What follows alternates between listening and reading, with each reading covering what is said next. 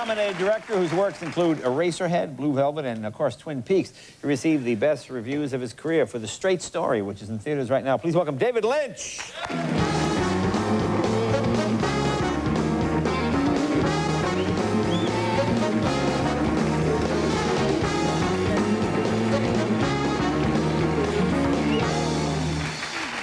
Always a pleasure to see you, sir. It's good to see you, Jay. Yes, you haven't been here in a while. What did I hear? You were recording an album. For 30 years, I've been in love with sound. Yes. And finally, I got a chance to build a studio, primarily for experimentation.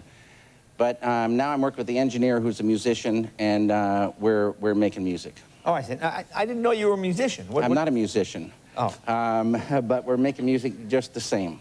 Did you play any instruments? I play a guitar. No, that would be music. Yeah, I play guitar just like Kevin, but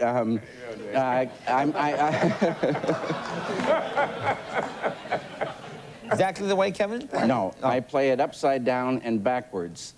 I'm working the wang bar with my left hand, and I'm not going to do it, Kevin. Come on, man. No.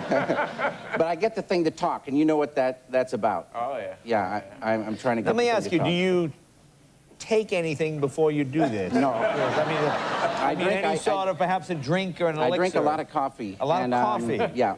Now, what is the advantage of taking an instrument, turning it upside down? Well, you know, a lot of people play, you know, the guitar in various ways, and you find something that works for you, and you go. I mean, did you try the regular way and realize this is not for me? You know, a great guitar player would laugh at me, but I'm still getting the thing to do what I wanted to do. And what is that? Talk to me. Oh, okay. Yeah. Can I ask you, does it what say, it says, turn me around, you're playing me backwards? What does it say? And what is the sound? Is it Zydeco? Is it jazz? What are you? It's in the heavy metal The heavy department, metal yeah. department. Mm-hmm. Okay. Now, I know you're also a very talented carpenter. I love working in the shop. Right, so you love dabbling in wood and things like that. Now, you've made something I here. brought something to share. With our It's always good to have some kind of, sometimes goofball thing to share. Please. But, please, goofball, Are we going to tell them what it is? Well, you built a better mousetrap, Well, I I guess. built a mousetrap that works first time, every time. It's not necessarily a better mousetrap, but mousetraps are like mathematics. 2 and 2 is 4, Right. and a mousetrap has got to catch a mouse. There's 2 and 2 is 4. You're right. And a mousetrap is... Okay, let's see. Let's see this. Now, okay, now, I don't want to... Okay, does it go this way? No, we'll put it this way. Oh, okay, put it that way. Is that the best shot we can... Okay. Now, so this doesn't kill the mouse? This is a humane mousetrap. Okay. And it runs on about 15,000 volts, apparently. I mean, I'll Okay, and I plug it in, just... No, okay. All right, now, what do we do? I'll tell you what the deal is. Next. This is the door. And, you know, it'll fit under anything, too. That's the nice thing about it. You know, there's a Swedish mousetrap that puts mousetrap puts this to shame. It's one of the best mousetraps you can ever. You got to check that out. But this runs. I mean, let's say we're not in Sweden. We don't have time. Okay. This runs on electricity. There's a micro switch under here. You plug it in. Yeah. You set it. You put the food in here. There's a little door back here. You can put the food in. Okay. Now, what food are we using? We're using cheese and cracker. Cheese and cracker. Yeah. It's a standard thing for mice. Mice. All mice that like the cheese and cracker. Okay. So the mouse comes in, and it's a little tunnel here with a teeter-totter in it. Okay. Let's see. A little tunnel with a teeter-totter. And there's plenty of room for his tail to clear the door. You don't want to touch that, Jake. Don't touch that. Okay. And all you do is the weight. Wait. Let's see. Can we get a shot in there? So the mouse comes along. Sees this giant 2001 monolith in the living room. Jay, come on, it's a prototype. It's a prototype. Yeah, okay. So the finished one will be smaller?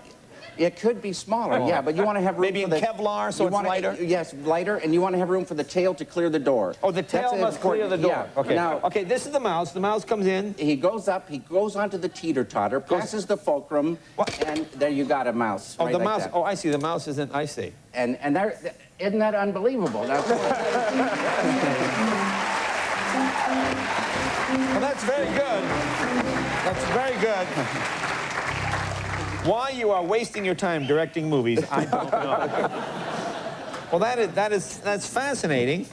And now what do you do once you catch the mice? You Do you tag them and release them into the wild? You seem amused by that. Maybe you see if the same mouse comes back. Well, it's an interesting. I might tag the others. I've got two, a rat and a mouse so far. Oh, you've gotten a rat as well? Yeah. Oh, and but it's a tree rat. Very, very beautiful, well-groomed vegetarian rat.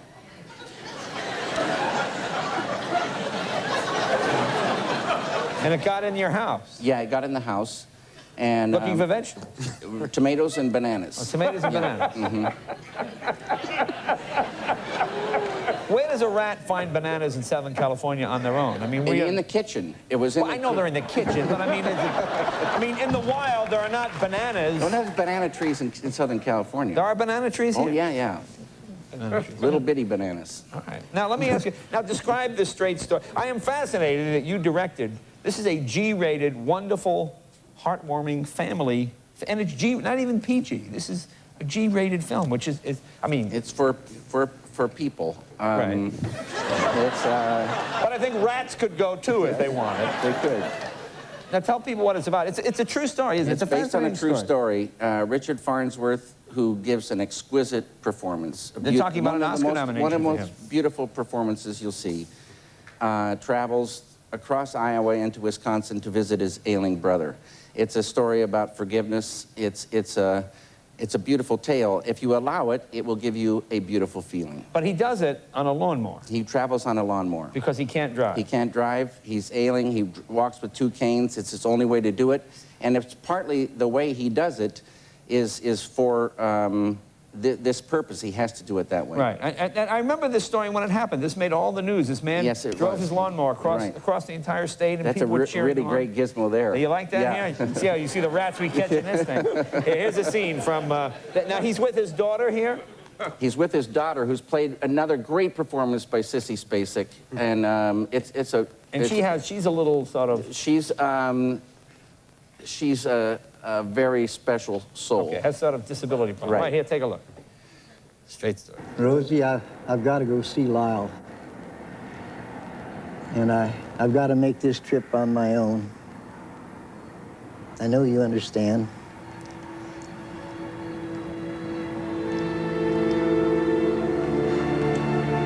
I guess so.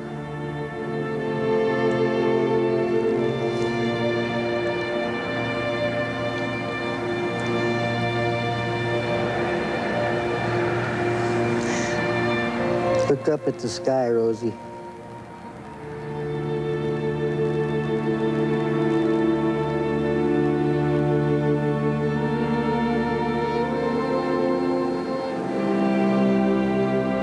The sky is sure full of stars tonight.